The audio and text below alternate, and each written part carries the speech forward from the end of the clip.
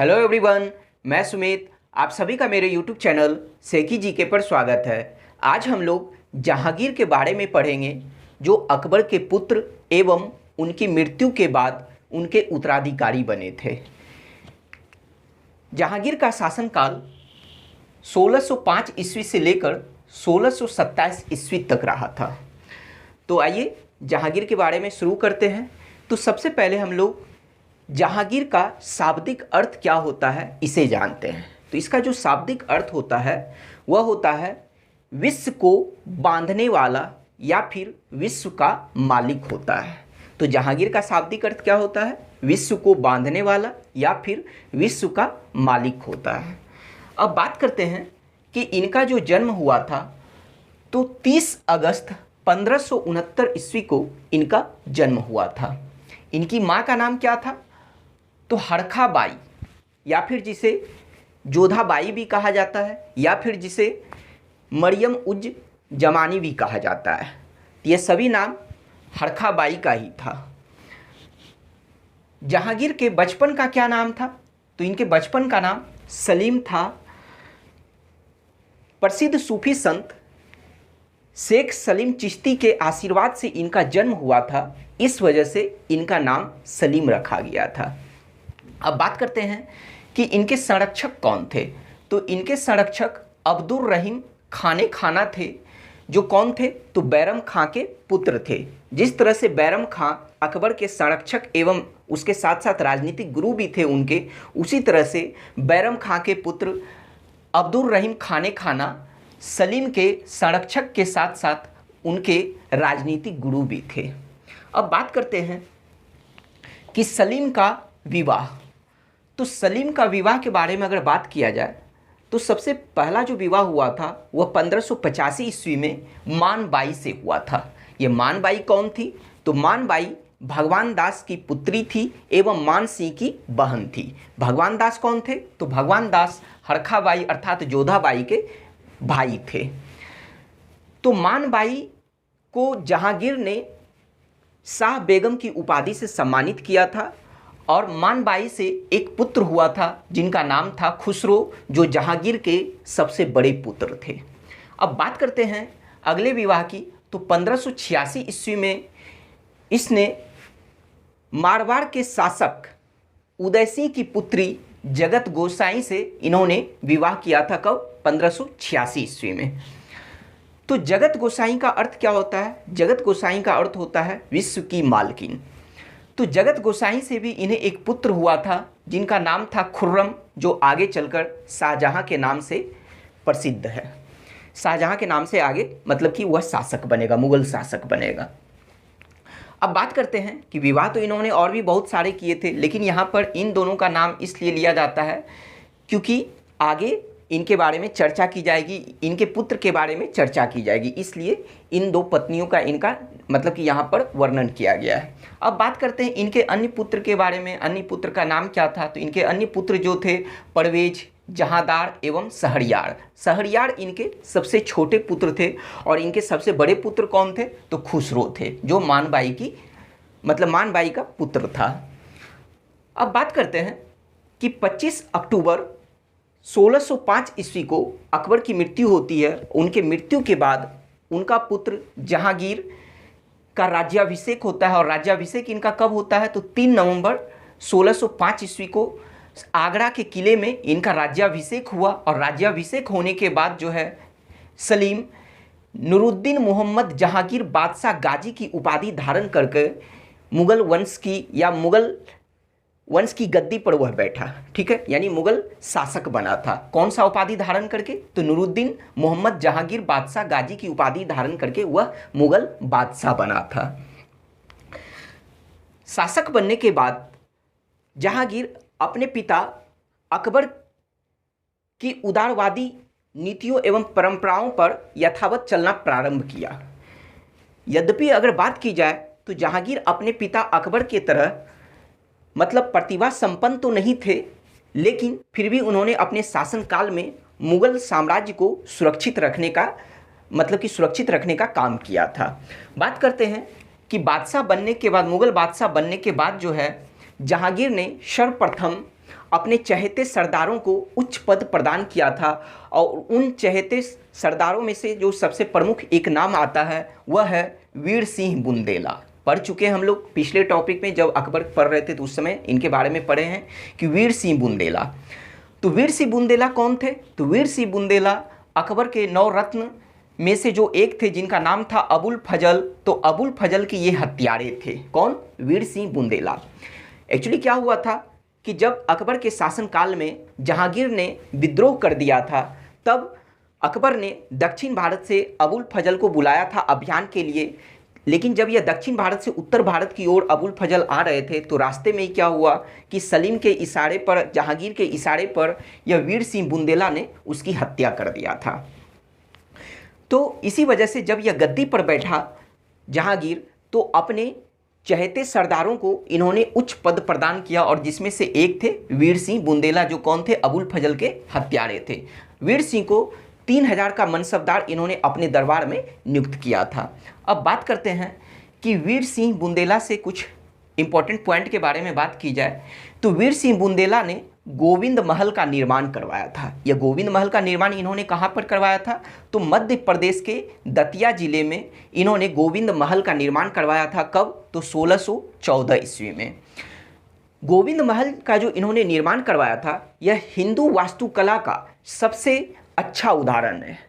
सबसे उत्तम उदाहरण अगर हिंदू वास्तुकला का पूछा जाए तो वह कौन सा था? तो गोविंद महल। और गोविंद महल का निर्माण किसने करवाया था? तो वीर सिंह। कहाँ पर? मध्य प्रदेश के दतिया में। कब करवाया था? तो 1614 ईस्वी में। अब बात करते हैं कि बादशाह बनने के बाद जो इनका अगला कार्य था, इन्होंने 12 प्रकार के अध्यादेश अपने राज्य में, अपने साम्राज्य में 12 प्रकार के अध्यादेश जारी किए थे। अगर उन 12 प्रकार के अध्यादेश में कुछ महत्वपूर्ण अध्यादेश की बात की जाए तो उनमें से एक है कि इन्होंने तंबाकू सहित सभी मादक पदार्थों पर प्रतिबंध लगा दिया था। जितने भी शराब, चाहे जो भी मादक पदार्थ हो, सभी पर प्रतिबंध लगाया है। उसके साथ साथ इन्होंने तंबाकू पर भी प्रतिबंध लगा दिया था। अब अगर तंबाकू की बात आती है तो तंबाकू का जो है मतलब भारत में लाने का श्रेय किसे दिया जाता है? पुर्तगालियों को दिया जाता है। अब बात करते हैं कि पुर्तगालियों ने भारत में तंबाकू की खेती, तंबाकू की कृषि का कार्य शुरू जो किया था वह किस मुगल शासक के शासनकाल में? तो वह जहांगीर के शासनकाल में ही पुर्तगालियों ने सर्वप्रथम भारत में तंबाकू की खेती प्रारंभ किया था। तो अगर आपसे यह भी पूछा जाए कि तंबाकू को जो है भारत में लाने का श्रेय किसे दिया जाता है या तंबाकू किसकी देन है, तो वह पुर्तगालियों की देन है। ठीक है। अब इन 12 प्रकार के अध्यादेश में इनके दूसरे अगर महत्वपूर्ण अध्यादेश की बात की जाए तो इन्होंने सप्ताह में 2 दिन अर्थात गुरुवार, जिसे बृहस्पतिवार भी कहा जाता है, तो गुरुवार एवं रविवार को इन्होंने पशु हत्या पर रोक लगा दिया था। ऐसा क्यों? सिर्फ 2 दिन ही क्यों? इसका वजह यह था कि गुरुवार को जहांगीर का जन्मदिन था और रविवार को अकबर का जन्मदिन पड़ता था। तो इस वजह से इन्होंने सप्ताह में 2 दिन पशु हत्या पर रोक लगा दिया था। अब बात करते हैं कि जहांगीर जो है अपने शासनकाल के दौरान जो है मतलब यह निष्पक्ष एवं त्वरित न्याय चाहते थे, यानी तुरंत न्याय करना यह चाहते थे। इस वजह से इन्होंने क्या किया था कि आगरा के किले में, कहाँ पर? आगरा के किले में इन्होंने सोने की एक न्याय की जंजीर लगवाई थी। यह जो न्याय की जंजीर लगवाई थी वह किसकी थी? तो सोने की बनी हुई थी। और इस जंजीर को इन्होंने कहाँ बंधवाया था? तो आगरा किले में। क्यों? इसलिए क्योंकि यह तुरंत न्याय चाहता था, यानी त्वरित न्याय चाहता था और निष्पक्ष न्याय चाहता था। उसके लिए इसने क्या किया कि आगरा के किले में सोने की एक इन्होंने न्याय की जंजीर बंधवा दी और अपनी जनता से यह कहा कि वह 24 घंटे में से किसी भी समय इस न्याय की जंजीर को बजाकर वह हमसे न्याय मांग सकता है। यह इसकी सबसे बड़ी उपलब्धि थी। अब बात करते हैं कि बादशाह बनने के बाद जो है इन्होंने कुछ सैन्य अभियान किए। उसमें से ज़्यादातर जो है मतलब कि कुछ विद्रोह को दबाने के लिए ही इन्होंने सैन्य अभियान किया था। तो चलिए बात करते हैं कि सबसे पहला जो है इनका सैन्य अभियान कौन सा था शासक बनने के बाद। शासक बनने के बाद इनका सबसे पहला अभियान था 1606 ईस्वी में अपने सबसे बड़े पुत्र खुसरो का विद्रोह को दमन करना। खुसरो के विद्रोह को दबाने के लिए, उनको दमन करने के लिए इन्होंने सबसे पहला अभियान किया था। तो आइए बात करते हैं कि यह खुसरो कौन थे? तो मान बाई के पुत्र थे, जो जहांगीर के सबसे बड़े पुत्र थे। जहांगीर सबसे ज़्यादा अगर किसी पुत्र से प्यार करते थे तो वह खुसरो से करते थे, लेकिन उसके बावजूद भी इन्होंने विद्रोह किया। तो क्यों किया, आइए इसके कारण को समझते हैं। तो खुसरो के सबसे पहली बात हम लोग यह समझते हैं इसके विद्रोह के मूल कारण को, कि खुसरो के मामा कौन थे, मान सिंह, अर्थात भगवान दास के पुत्र जो थे। ठीक है, तो मान सिंह खुसरो के मामा थे।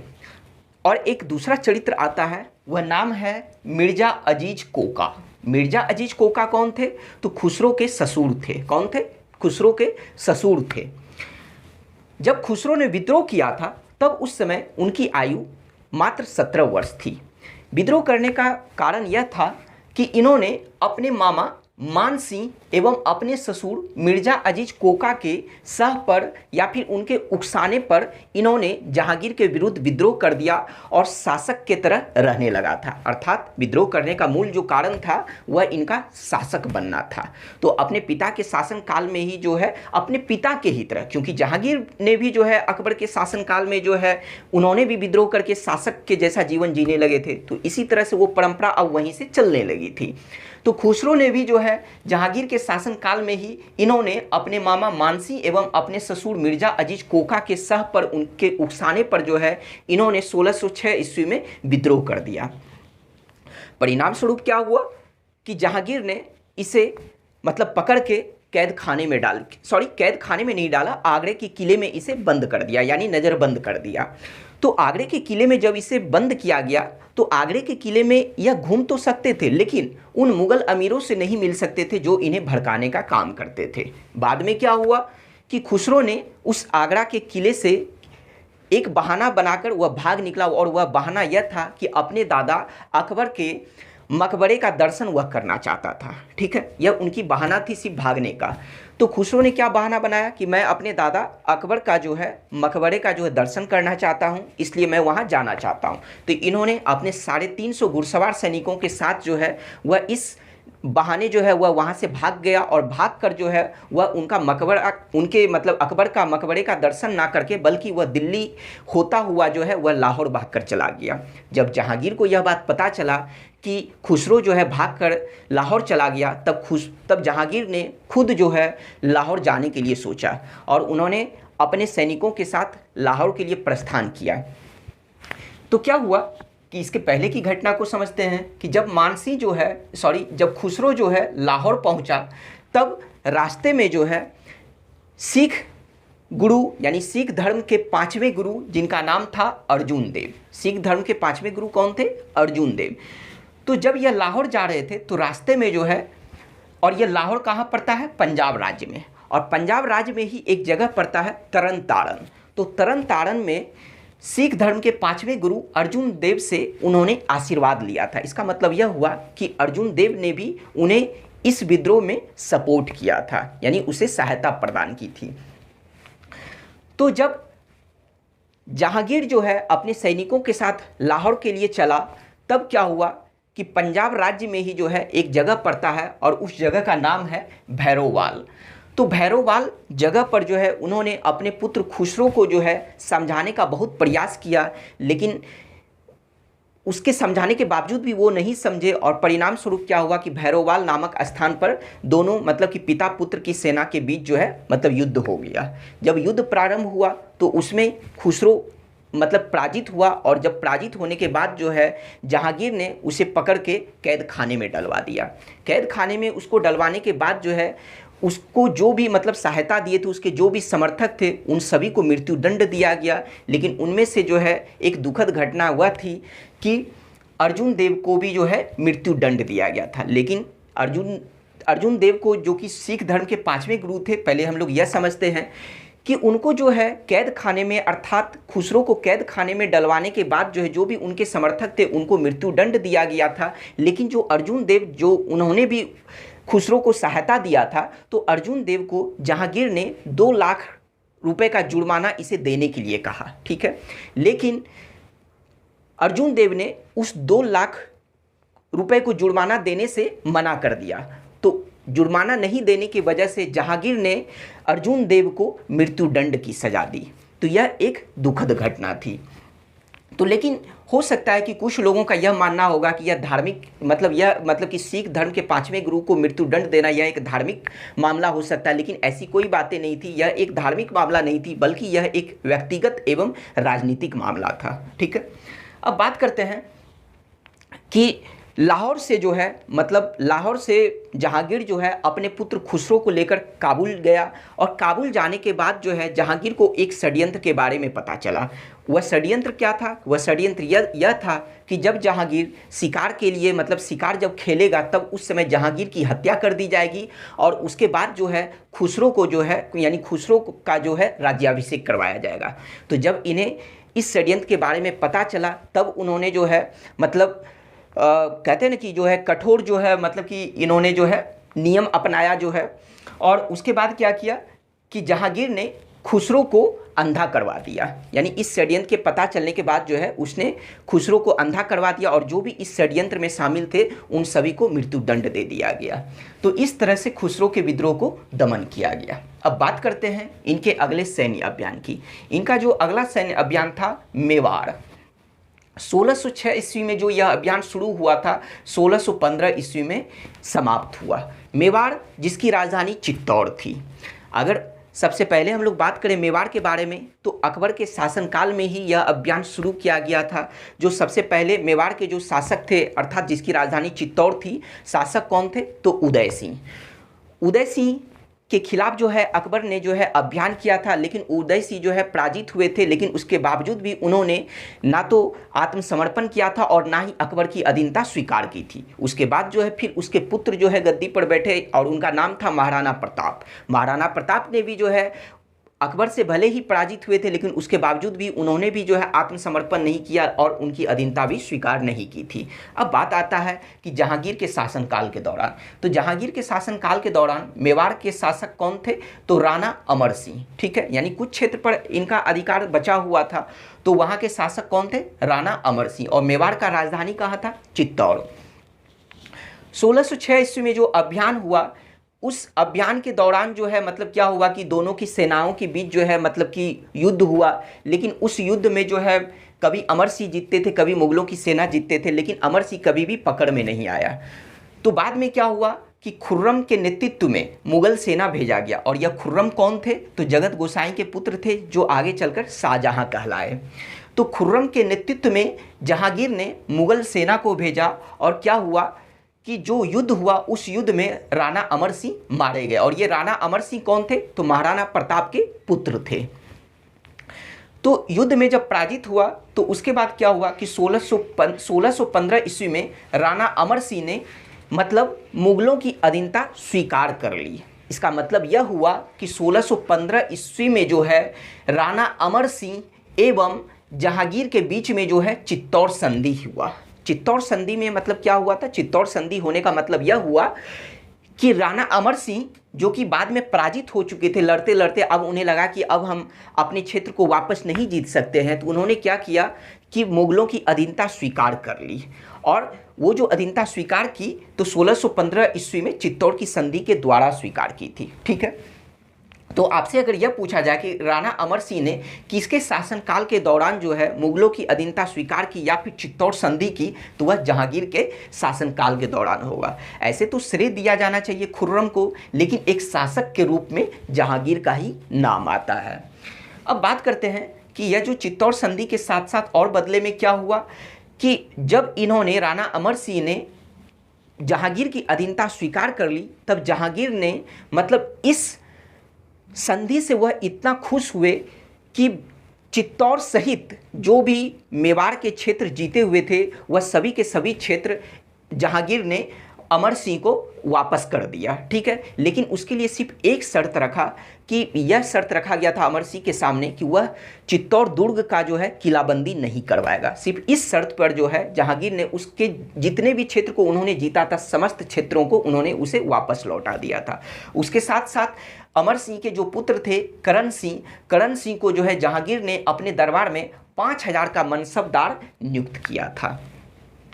तो इस तरह से मेवाड़ अभियान जो कि 1606 ईस्वी में जो शुरू हुआ और 1615 ईस्वी में समाप्त हुआ।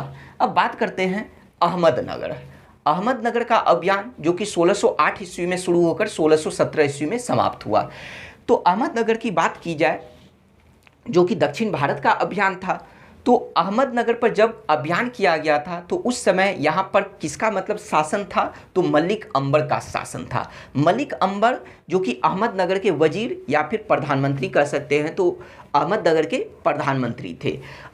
तो मलिक अंबर के बारे में सबसे बात किया जाए तो मलिक अंबर यूथोपिया के निवासी थे। प्रारंभ में यह एक गुलाम थे, लेकिन अपनी योग्यता के दम पर यह बहुत जल्द ही अहमदनगर के वजीर अर्थात प्रधानमंत्री बन गए थे। तो जब अभियान मुगलों के द्वारा किया गया था तो उस समय वहाँ का शासन किसके हाथों में था, तो मलिक अंबर के हाथों में था। तो प्रारंभ में अलग अलग मुगल सेनापतियों के द्वारा जो है मतलब कि जो है अभियान किया गया, लेकिन सभी मुगल सेनापतियों को जो है मलिक अंबर पराजित कर दिए। बाद में जहांगीर ने क्या किया कि खुर्रम के नेतृत्व में मुगल सेना को भेजा और तब जाकर जो है खुर्रम ने क्या किया, मलिक अंबर को पराजित कर दिया। और पराजित होने के बाद जो है मलिक अंबर ने इसकी अधीनता स्वीकार कर ली थी।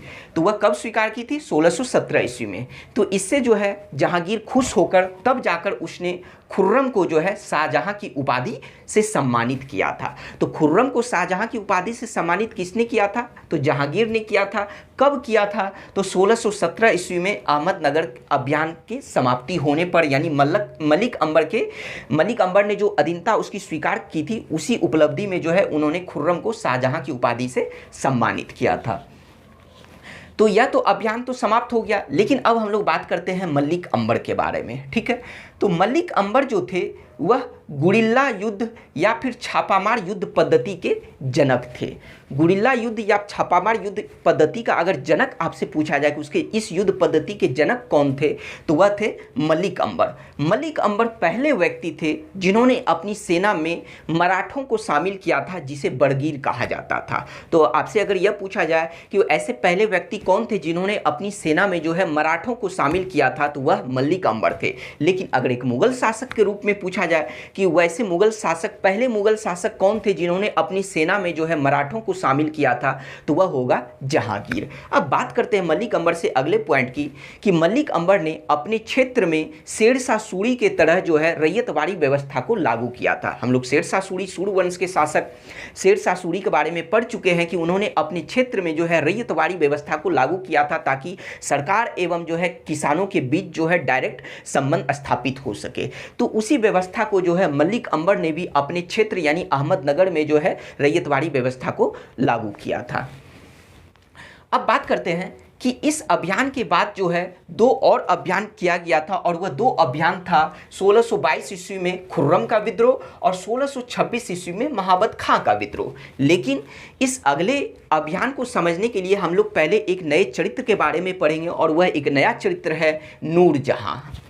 इसे समझने के बाद ही वह दो विद्रोह हम लोग अच्छे से समझ सकते हैं। तो सब चाहिए, आइए हम लोग एक नए चरित्र के बारे में बात करते हैं, और वह नया चरित्र कौन सा है, नूरजहां। नूरजहां जिनका वास्तविक नाम, जिनका मूल नाम मेहरुन्निसा था। क्या नाम था, मेहरुन्निसा। इनके पिता का नाम क्या था, तो मिर्जा गियास बेग। मिर्जा गियास बेग, जिन्हें जहांगीर ने बाद में जो है एतमादुद्दौला की उपाधि प्रदान किया था, और तब से जो है मिर्जा गियास बेग एतमादुद्दौला के नाम से जाने जाने लगे। ठीक है, तो मिर्जा गियास बेग जो थे वह ईरान के प्रभावशाली वंश के थे। ठीक है, अब अकबर ने इन्हें जो है एक साधारण पद पर नियुक्त किया था, लेकिन अपनी योग्यता के दम पर यह जो थे काबुल के दीवान बन गए थे। ठीक है, 1595 ईस्वी में। यह तो थी कि मेहरुन्निसा के पिता के बारे में। अब बात करते हैं कि नूरजहां जिनका वास्तविक नाम क्या था, मेहरुन्निसा। तो मेहरुन्निसा का जो विवाह जो हुआ था, यानी पहला जो विवाह हुआ था, वह कब हुआ था, तो 1594 ईस्वी में हुआ था। किससे, तो अली कुली इस्तजुल से हुआ था। अली कुली इस्तजुल से हुआ था। 1599 ईस्वी में जब अकबर ने जहांगीर को मेवाड़ अभियान के लिए भेजा था, तब उसके साथ जो है अली कुली इस्तजुल को भी साथ में भेजा गया था। वहाँ पर क्या हुआ कि अली कुली इस्तजुल ने जो है एक बार शिकार करने के क्रम में शेर को सिर्फ अपने हाथों से मार दिया था, तलवार के भी मदद से नहीं बल्कि सिर्फ अपने हाथों से मार दिया था। इससे खुश होकर जहांगीर ने उसे जो है अली कुली इस्तजुल को शेर अफगन की उपाधि से सम्मानित किया था। जबकि शेर शाह सूरी के बारे में हम लोग पढ़ चुके हैं कि उसे शेर खां की उपाधि से सम्मानित किया गया था। क्यों? क्योंकि उन्होंने भी जो है मतलब एक शेर को जो है तलवार से जो है मारा था, यानी एक ही बार में तलवार से मारा था। लेकिन यह जो अली कुली इस्तजुल थे यह शेर को सिर्फ अपने हाथों से मार दिए थे। इस वजह से जो है जहांगीर ने इन्हें शेर अफगन की उपाधि से सम्मानित किया था और तब से यह शेर अफगन कहे जाने लगे थे। बात करते हैं कि क्या हुआ था कि जब अकबर के शासनकाल में जहांगीर ने विद्रोह कर दिया था अपने पिता के खिलाफ ही, लेकिन उस समय यह जो शेर अफगन थे जहांगीर का साथ ना देके यह अकबर के पक्ष में चले गए थे। जब जहांगीर शासक बने 1605 ईस्वी में, तब जो है शासक बनने के बाद जो है इन्होंने शेर अफगन को माफ़ कर दिया और बंगाल के बर्दवान का जो है इन्हें फौजदार नियुक्त किया था। कुछ समय बाद बंगाल का सूबेदार जो है कुतुबुद्दीन को नियुक्त किया गया। लेकिन उसके कुछ समय बाद जो है क्या हुआ कि जो है यह जो शेर अफगन थे इन पर जो है राजद्रोही का जो है एक अभियोग लगाया गया, जिससे ये उत्तेजित होकर जो है कुतुबुद्दीन के मतलब कि सेना पर जो है मतलब जो बंगाल के सूबेदार थे कुतुबुद्दीन के सेना पर जो है इन्होंने आक्रमण कर दिया और परिणाम स्वरूप उसी अभियान में जो है ये शेर अफगन मारे गए। इनके मृत्यु पर इतिहासकार जो है दो भागों में बटे हुए हैं। कुछ इतिहासकारों का यह मानना है कि इनका मृत्यु का जो षड्यंत्र जहांगीर ने रचा था, जबकि कुछ इतिहासकारों का यह मानना है कि यह सिर्फ कुतुबुद्दीन जो बंगाल के सूबेदार थे, कुतुबुद्दीन मतलब बंगाल के जो सूबेदार कुतुबुद्दीन थे, सिर्फ उनके अविवेकपूर्ण के वजह से जो है इनकी हत्या हुई थी, इनकी मृत्यु हुई थी। तो बात करते हैं कि इनकी मृत्यु के बाद जो है 1606 ईस्वी में, क्योंकि 1606 ईस्वी में जो इनकी मृत्यु हो जाती है, तो 1606 ईस्वी में इनकी मृत्यु के बाद जो है इनकी पत्नी, तो सबसे पहले हम लोग इनकी पत्नी उस घटना से पहले हम लोग यह समझ लेते हैं कि मेहरुनिसा एवं अली कुली इस्तजुल से जो है इन्हें एक पुत्री हुआ था जिनका नाम था लाडली बेगम। तो इन दोनों की पुत्री का नाम क्या था? लाडली बेगम। ठीक है। तो जब 1600 जो है, ठीक है, 1606 ईस्वी में जो है जब इनकी मृत्यु जब हो जाती है, तब जाकर जहांगीर ने क्या किया कि 1606 ईस्वी में जो है शेर अफगन की पत्नी मेहरुनिसा एवं इनकी पुत्री लाडली बेगम को बंगाल से बुलाकर कहाँ ले मतलब कि उसे बंगाल से बुलवाकर कहाँ ले आया था? आगरा मतलब कि बुलवा लिया था। ठीक है। और आगरा में जो है अकबर की जो विधवा पत्नी सलीमा बेगम की सेवा में इसे नियुक्त कर दिया था। किसे? मेहरुनिसा एवं इनकी पुत्री लाडली बेगम को। ठीक है। इसके बाद का जो घटना क्या है कि 1611 ईस्वी में, 1606 ईस्वी में तो उन्होंने जो है इसे आगरा बुलवा लिया था और सलीमा बेगम की सेवा में इसे नियुक्त किया था। लेकिन क्या हुआ कि 1611 ईस्वी में नैरोज पर्व के, नैरोज त्योहार के रात की एक घटना है कि 1611 ईस्वी में नैरोज पर्व के रात में मीना बाजार में जहांगीर ने मेहरुनिसा को पहली बार देखा था। तो उसकी सुंदरता से वह इतना खुश हुआ कि कुछ ही समय बाद 1611 ईस्वी में ही जहांगीर ने मेहरुनिसा से विवाह कर लिया। मेहरुनिसा से विवाह करने के बाद जो है जहांगीर ने इसे पहले नूर महल की उपाधि से सम्मानित किया और उसके बाद जो है फिर उसे नूर जहां की उपाधि से सम्मानित किया। नूर महल, नूर का मतलब क्या होता है? नूर का मतलब जो होता है चांदनी या प्रकाश। तो अर्थात इस उपाधि का अर्थ क्या हुआ कि महलों की चांदनी।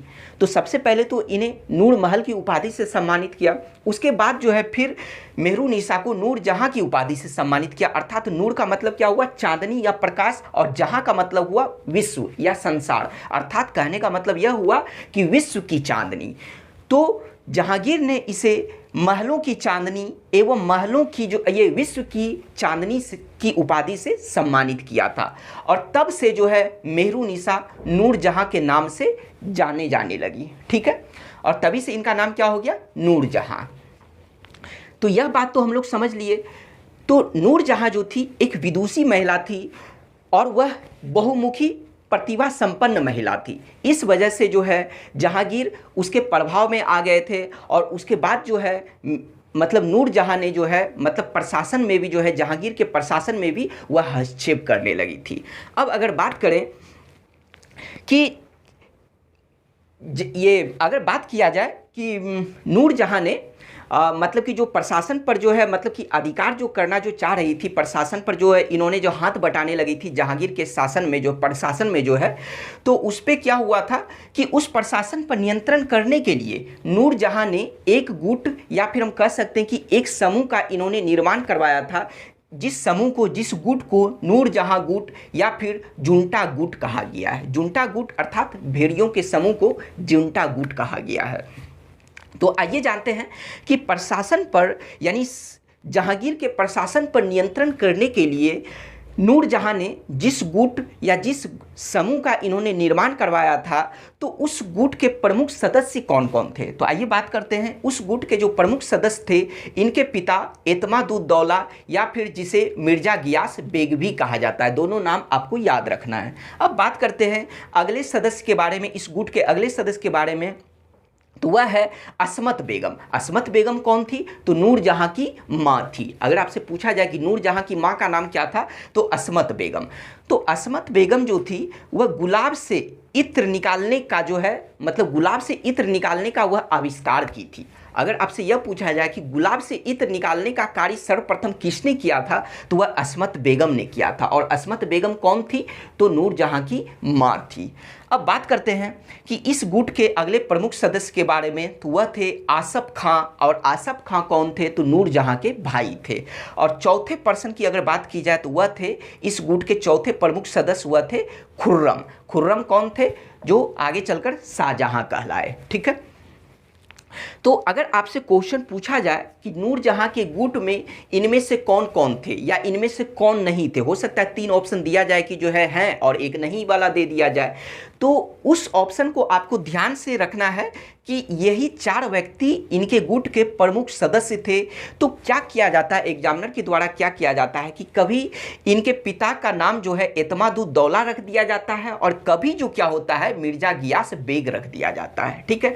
तो इस वजह से आपको इनके पिता का दोनों नाम याद रखना है ताकि कंफ्यूजन ना हो कि कभी भी अगर इनके गुट के सदस्य के बारे में पूछा जाए और अगर मिर्जा गियास बेग, अगर एतमादुद्दौला की जगह मिर्जा गियास बेग लिख दिया जाए तो आपको कंफ्यूज नहीं होना है। तो अब बात करते हैं कि इनके गुट का तो निर्माण हो गया था, ठीक है, और उन्होंने प्रशासन पर अधिकार भी कर लिया था। कब से? जब से 1611 ईस्वी में इनका विवाह हुआ था।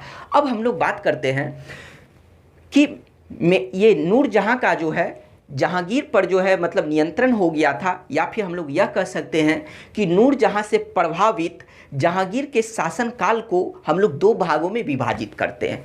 कब से कब तक? तो पहला काल को जो हम लोग विभाजित करते हैं वह 1611 से 1622 ईस्वी तक का, और दूसरा जो काल है वह 1622 से 1627 ईस्वी तक का काल। कहने का मतलब यह हुआ कि 1611 ईस्वी में जब जहांगीर ने नूरजहां से विवाह किया था, तब नूरजहां से प्रभावित जहांगीर का जो शासनकाल था उसे हम लोग 2 भागों में विभाजित करते हैं। एक 1611 से 1622 तक का काल और दूसरा जो था 1622 से 1627 तक का काल। तो क्या हुआ कि एक इसी गुट के माध्यम से उन्होंने प्रशासन पर या फिर मतलब कि जो है जहांगीर के जो है जीवन पर इन्होंने जो नियंत्रण किया था। तो 1611 से 1612 ईस्वी में क्या हुआ था कि इस गुट में यही 4 सदस्य थे, अर्थात एतमादुद्दौला, असमत बेगम, आसफ खां एवं खुर्रम। ठीक है।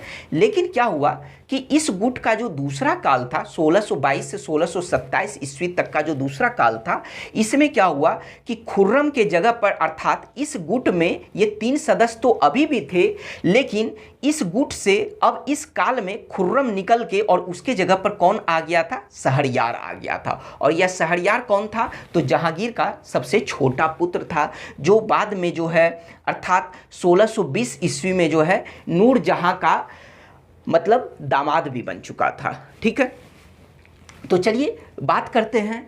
तो इसी दौरान जो है खुर्रम का विद्रोह होता है। कब? 1622 ईस्वी में। अब बात करते हैं कि खुर्रम ने आखिर क्यों जहांगीर के खिलाफ विद्रोह किया था 1622 ईस्वी में। तो चलिए इस बात को समझते हैं कि इस गुट में यानी पहले काल का जो गुट था इसमें तो खुर्रम शामिल था, अर्थात यहाँ पर तो विद्रोह नहीं हुआ। लेकिन क्या हुआ था कि लगभग 1615 ईस्वी में जो है खुर्रम का विवाह किससे हुआ था, यानी यह जो खुर्रम थे इसका विवाह किससे हुआ था, तो आसफ खां की पुत्री अर्जुबंद बानो बेगम से हुआ था। ठीक है, यानी नूरजहां का जो भाई आसफ खां था उसकी पुत्री से जो है खुर्रम का विवाह हुआ था।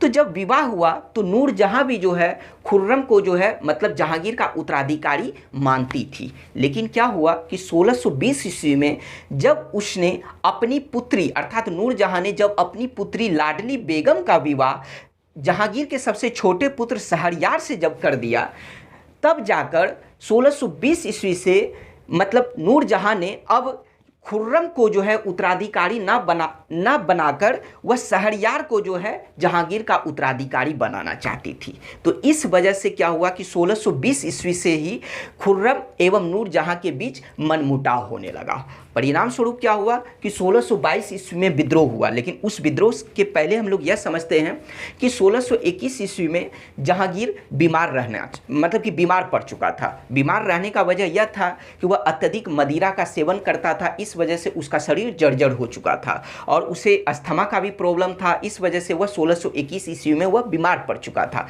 जब वह बीमार पड़ा तब जाकर जो है ये खुर्रम जो था माना उनके स्वास्थ्य का इन्हें चिंता हुआ और उस समय जो है ये खुर्रम प्रशासन का जो है मतलब प्रशासन को अपने हाथों में लेना चाहते थे।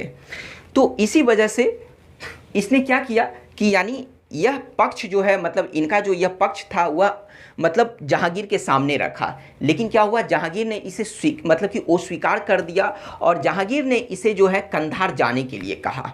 लेकिन इसने कंधार जाने से मना कर दिया, ऐसा इसलिए क्योंकि इन्हें यह शक हो गया था कि नूरजहां जो है इनके शक्ति को कुचलना चाहती है और अपने दामाद यानी शहरयार को जो है जहांगीर का या फिर मुगल साम्राज्य का अगला उत्तराधिकारी बनाना चाहती है। ठीक है, तो इस वजह से इन्होंने क्या किया, खुर्रम ने क्या किया कि 1622 ईस्वी में जो है इन्होंने कंधार जाने से मना कर दिया और विद्रोह कर दिया। जब विद्रोह किया तो अभियान किया गया जहांगीर के सेना के तरफ से और यह भाग कर क्या हुआ, बंगाल चला गया।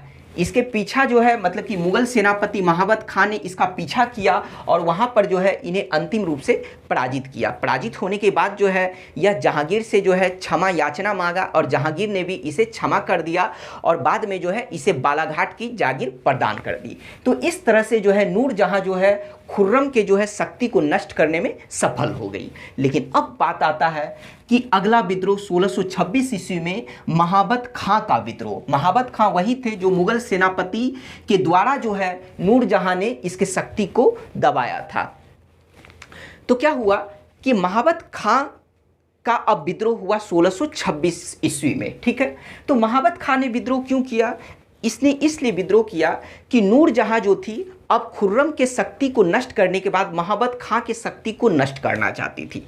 इसलिए इसने नूरजहां के षड्यंत्र से परेशान होकर इसने विद्रोह कर दिया। ठीक है, तो जब इसने विद्रोह किया तो क्या हुआ कि जब जहांगीर जो है मतलब कश्मीर से लाहौर जा रहे थे तब उसी दौरान जो है महाबत खां ने जहांगीर को कैद कर लिया, यानी जहांगीर को अपने नियंत्रण में ले लिया। परिणाम स्वरूप क्या हुआ कि नूरजहां ने फिर अभियान किया, लेकिन कुछ समय के लिए जो है महाबत खां ने उसे भी कैद खाने में डाल दिया। लेकिन अपनी चतुराई से अपनी चालाकी की वजह से नूरजहां ने मतलब इनके सैनिकों को जो है अपने में मिला लिया और जो है वह कैद खाने से मुक्त हो गई। जैसे ही वह कैद खाने से मुक्त हुई तो महाबत खां डर गया और डर कर जो है भाग गया और इस तरह से फिर से जो है मतलब नूरजहां का जो है फिर से मतलब कि जहांगीर या फिर हम यह कह सकते हैं कि मुगल सत्ता पर जो है उनका अधिकार हो गया।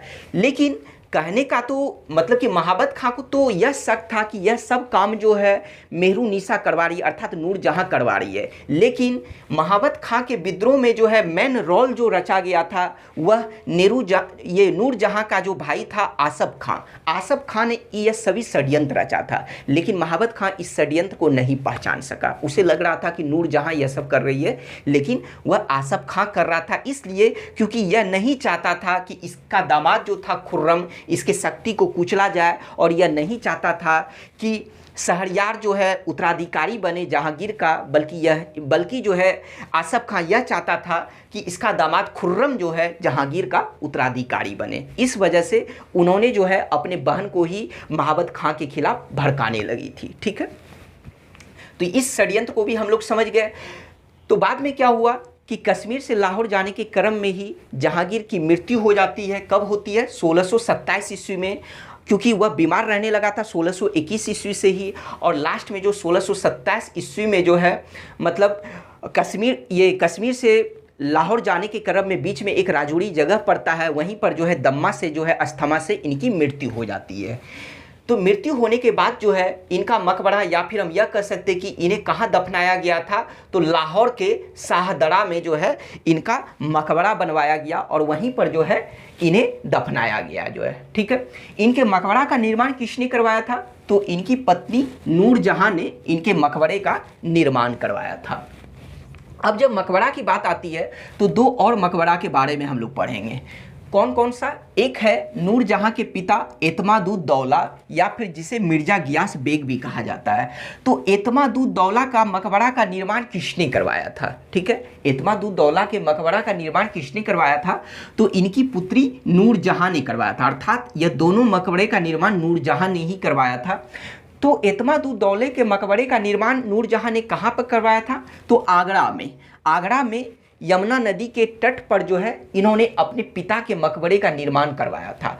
अब इस मकबरा का विशेषता यह है कि इस मकबरा में जो है पहली बार पिट्राडूरा का प्रयोग किया गया था। ठीक है, अगर सबसे पहले हम लोग यह समझते हैं कि पिट्राडूरा का प्रयोग, अगर आपसे यह पूछा जाए कि पिट्राडूरा का सर्वप्रथम प्रयोग जो है, सर्वप्रथम उपयोग जो है किसके मकबरे में किया गया था, तो वह होगा एतमादुद्दौला के मकबरे में। अब हम लोग यह समझते हैं कि यह पिट्राडूरा होता क्या है। ठीक है, तो पिट्राडूरा जो क्या होता है कि मान लीजिए कि मतलब एक ऐसी इमारत जिसमें बहुमूल्य रत्नों का प्रयोग किया जाता था, यानी उस इमारत को जो है बहुमूल्य रत्नों से जड़ दिया जाता था, तो उसे ही पिट्राडूरा कहा जाता था। ठीक है, कहा मतलब आपका कंसेप्ट क्लियर हुआ होगा कि पिट्रोडूरा मतलब इससे पहले जो भी मकबरा बना था या जो भी इमारत बनता था उसमें बहुमूल्य रत्न का उपयोग नहीं किया जाता था।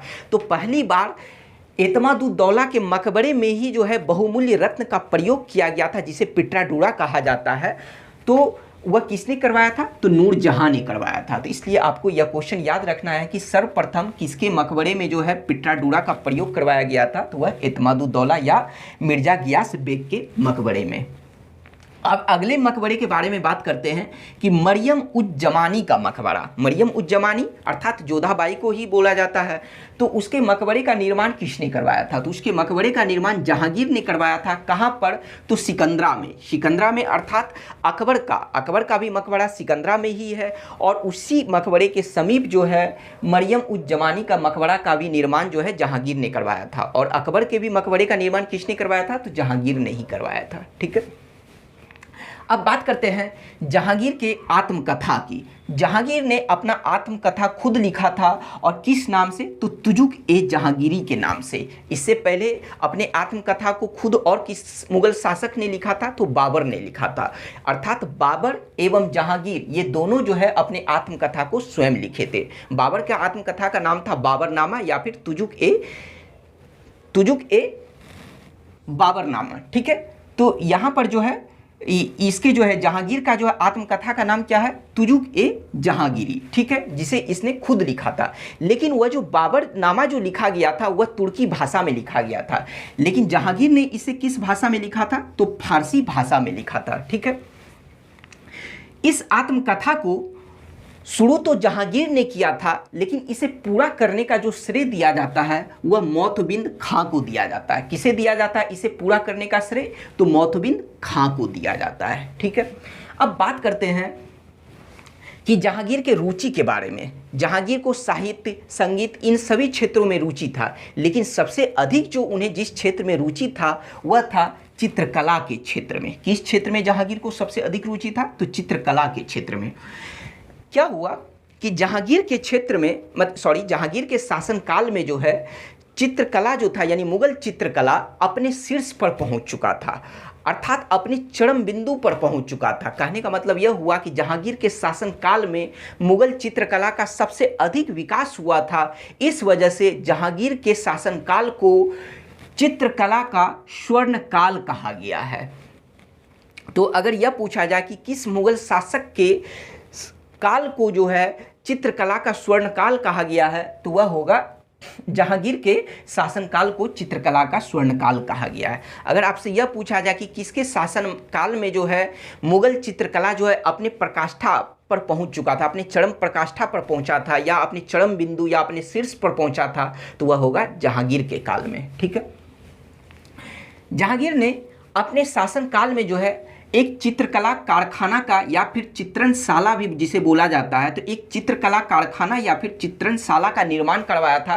किसके नेतृत्व में? तो प्रसिद्ध चित्रकार आगा रजा के नेतृत्व में इन्होंने एक चित्रकला कारखाना का निर्माण करवाया था। तो अगर यह भी आपसे पूछा जाए कि किसने जो है मतलब मुगल चित्रकला कारखाना का निर्माण करवाया था, तो वह जहांगीर ने करवाया था। किसके नेतृत्व में? तो आगा रजा के नेतृत्व में, जो इनके दरबार के चित्रकार थे।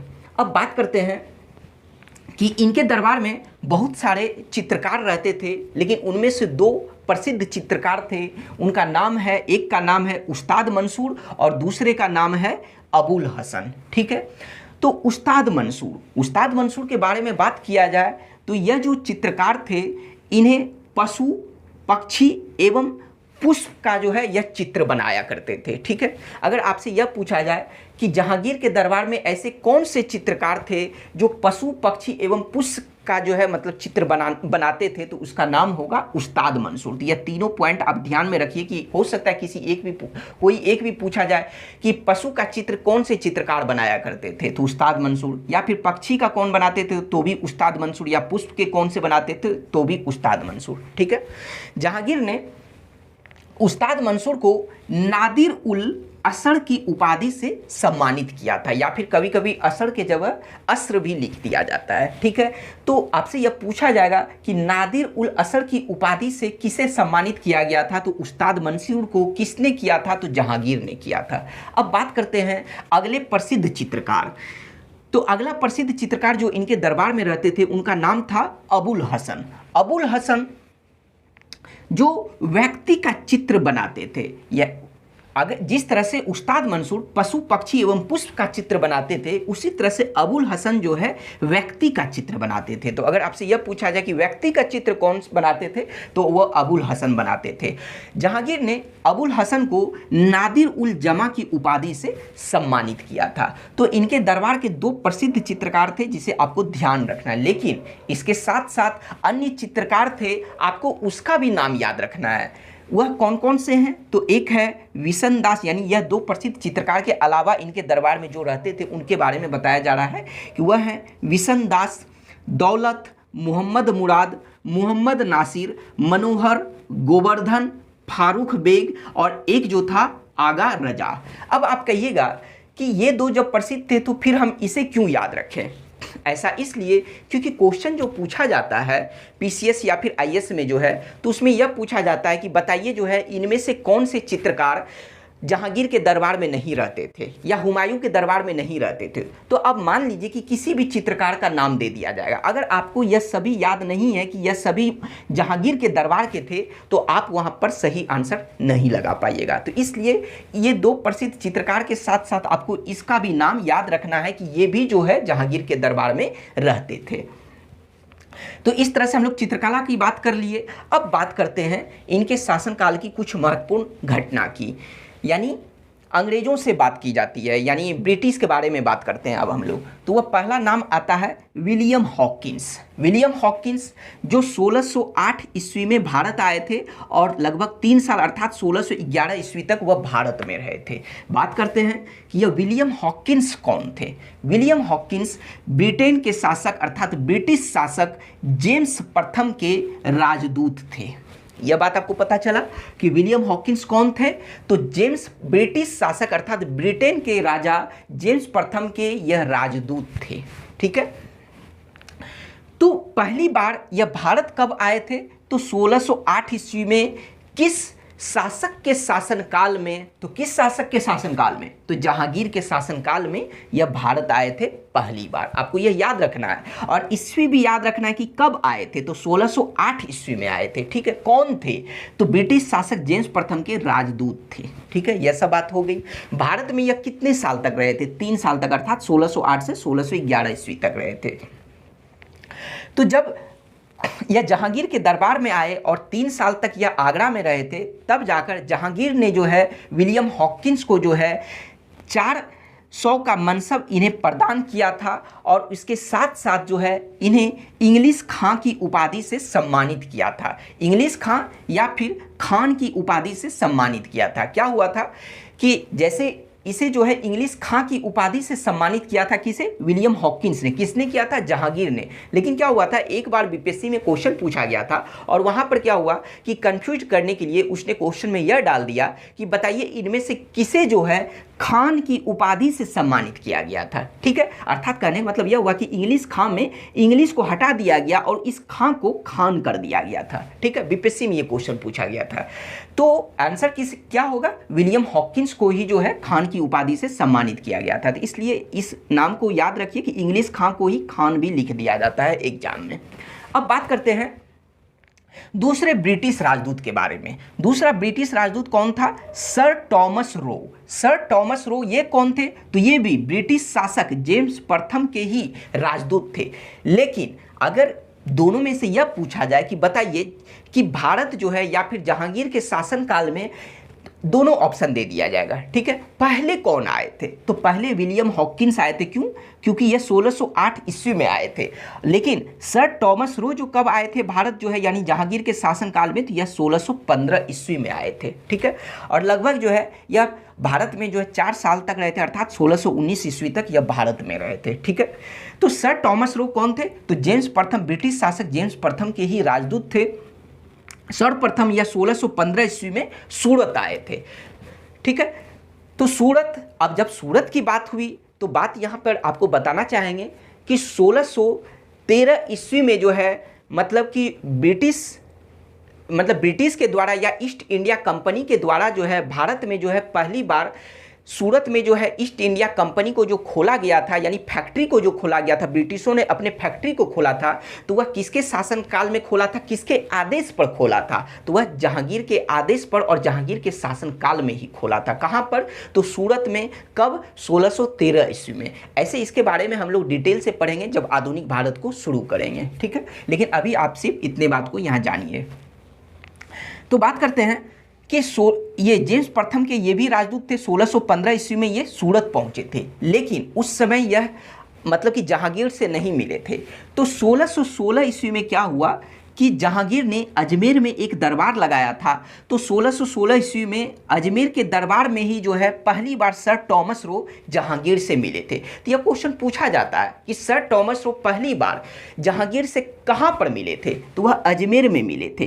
कब मिले थे? 1616 ईस्वी में मिले थे। ठीक है, उसके बाद जो है सर टॉमस रो को जो है सर टॉमस रो ने जो है जहांगीर के साथ अजमेर से मांडू एवं अहमदाबाद भी गए थे। यानी शासक के साथ अर्थात जहांगीर के साथ जो है सर टॉमस रो को अजमेर से मांडू एवं अहमदाबाद जाने का अवसर प्राप्त हुआ था। ठीक है, यह जहांगीर के साथ जो है शिकार भी खेलते थे और उसके साथ साथ जो है यह आगरा में 1 साल तक रुके थे, क्योंकि भारत में अलग अलग जगह रुके थे। लेकिन अगर आगरा की बात की जाए तो सर टॉमस रो आगरा में 1 साल तक रुके थे। तो अगर आपसे यह पूछा जाए कि जो है जहांगीर के साथ जो है कौन से शासक या जहांगीर के पीछे पीछे जो है किस मुगल शासक के पीछे पीछे जो है सर टॉमस रो मांडू गए थे या अहमदाबाद गए थे, तो वह होगा सर टॉमस रो। तो यह भी क्लियर हो गया। अब बात करते हैं कि एक अगले चरित्र के बारे में, वह है फ्रांसिस्को पेलसट। फ्रांसिस्को पेलसट कौन थे? तो यह डच पर्यटक थे, अर्थात डच यात्री थे। जिस तरह से ये लोग ब्रिटिश के थे उसी तरह से ये लोग ब्रिटिश थे अर्थात ब्रिटेन के थे, उसी तरह से ये जो फ्रांसिस्को पेलसट थे यह डच पर्यटक थे अर्थात डच यात्री थे। तो यह जो है भारत जो आए थे पहली बार, तो यह जहांगीर के शासनकाल में ही आए थे। ठीक है, तो यहाँ आने पर जो है यह जो आगरा जो आए थे जहांगीर के दरबार में, तब जाकर इन्होंने जो है एक पुस्तक लिखा था इस पुस्तक का नाम, इनके पुस्तक का नाम क्या था? रिमांस्ट्रेंटी। तो रिमांस्ट्रेंटी पुस्तक को किसने लिखा था? फ्रांसिस्को पेल्सट, जो एक डच पर्यटक थे। अपने इस पुस्तक में जो है इन्होंने जहांगीर के शासनकाल का जो है एक अद्भुत विवरण किया है, अद्भुत उल्लेख किया है। ठीक है, चलिए इन सब को देखने के बाद जो है अब हम लोग बात करते हैं जहांगीर के शासनकाल का, कि जहांगीर ने जो है अपने शासनकाल के दौरान जो है 2 अस्पा एवं सी अस्पा प्रथा को शुरू किया था। कौन सी प्रथा? तो 2 अस्पा एवं सी अस्पा प्रथा को शुरू किसने किया था? तो यह जहांगीर ने किया था। यह बात तो पहले हम लोग जान गए कि किसने किया था। अब बात करते हैं कि यह 2 अस्पा एवं सी अस्पा प्रथा है क्या। ठीक है, तो सबसे पहली बात हम लोग यह जान लेते हैं कि यह जो प्रथा था यह मनसबदारी व्यवस्था से रिलेटेड था। मनसबदारी व्यवस्था जो 1575 ईस्वी में जिसे अकबर ने शुरू किया था और जिस आधार पर जो है अपने सैनिकों को संगठित किया था, और जो मंगोलिया का अर्थात मध्य एशिया का देन था। ठीक है, तो सबसे पहले तो हम लोग यह समझे कि यह जो प्रथा था 2 अस्पा एवं सी अस्पा जिसे जहांगीर ने शुरू किया था, यह मनसबदारी व्यवस्था से रिलेटेड था। अर्थात कहने का मतलब यह हुआ कि इस प्रथा को शुरू करने के बाद यह कहा गया कि जो मनसबदार होते थे वह अपने व्यक्तिगत पद को बढ़ाए बिना सैनिकों को बढ़ाना होता था। कहने का मतलब यह हुआ कि इस प्रथा के तहत जो है मनसबदारों को अपना व्यक्तिगत पद वो नहीं बढ़ा सकते थे, लेकिन उसके बावजूद जो है उन्हें अपने सैनिकों को बढ़ाना होता था। यही यह प्रथा था। तो अब बात करते हैं इसके डिटेल के बारे में। तो अब इसके अंदर हम लोग यह समझते हैं कि ठीक है, ये बात तो हम लोग समझ लिए कि यह मनसबदारी व्यवस्था से रिलेटेड है। दूसरा यह भी समझ लिए कि मनसबदार जो होता था वह अपने व्यक्तिगत पद को बढ़ाए बिना अपने सैनिकों को वह बढ़ाता था। इस बात को भी समझ लिए। लेकिन अब हम लोग यह समझते हैं कि उसमें से यह 2 अस्पा का मतलब क्या होता है और सी अस्पा का मतलब क्या होता है। तो 2 अस्पा का मतलब यह हुआ कि जो मनसबदार थे, ठीक है, यानी मनसबदार जो होते थे, मनसब पाने वाले को मनसबदार कहा गया है। तो वह मनसबदार जो थे वह घुड़सवारों को, यानी जितने घुड़सवार होते थे, यानी उनके समूह में जो जितने घुड़सवार होते थे उससे दोगुने घोड़े को रखना होता था। कहने का मतलब आप समझे होंगे कि 2 अस्पा का मतलब यह हुआ कि जो मनसबदार थे, ठीक है, उसके अंदर जितना घुड़सवार होता था, हाँ, घुड़सवार सेना होता था, उस मान लीजिए कि 10 घुड़सवार सेना था, तो उससे दोगुना जो है घोड़े को रखना होता था। अर्थात 10 दूनी 20, यानी 20 घोड़े को जो है वो रखने का इसमें प्रस्ताव था 2 अस्पा में। ठीक है, अब सी अस्पा का अर्थ क्या है? तो सी अस्पा का अर्थ यह था कि जो मनसबदार होते थे वह अपने घुड़सवार सैनिकों के 3 गुने घोड़े को जो है उन्हें रखना पड़ता था। यानी जितना मतलब कि घुड़सवार सेना होता था उसका 3 गुना घोड़े को रखना होता था। तो यही 2 अस्पा एवं सी अस्पा प्रथा था जिसे किसने शुरू किया था? जहांगीर ने किया था। अब बात करते हैं कि जहांगीर के कुछ और भी जो है मतलब कि उपलब्धि के बारे में। तो जहांगीर ने क्या हुआ था कि एक नई प्रथा को शुरू किया था। वह प्रथा कौन सा था कि दीपावली के अवसर पर जो है जुआ खेलने की प्रथा। ठीक है, तो दीपावली के अवसर पर जुआ जो अभी देखते हैं कि खेला जाता है, इस प्रथा को किसने शुरू किया था? तो वह जहांगीर ने ही किया था। इसने एक फैशन को भी शुरू किया था, और वह फैशन कौन सा था कि कान छिदवाकर बाली पहनना। कान छिदवाकर बाली पहनना इन्होंने अनिवार्य कर दिया था। और इस फैशन को किसने शुरू किया था? तो इस फैशन को जहांगीर ने शुरू किया था। तो इस तरह से जो है आज हम लोगों का जहांगीर भी समाप्त हो गया। आपको यह वीडियो कैसा लगा आप हमें कमेंट में ज़रूर बताइए। Thank you.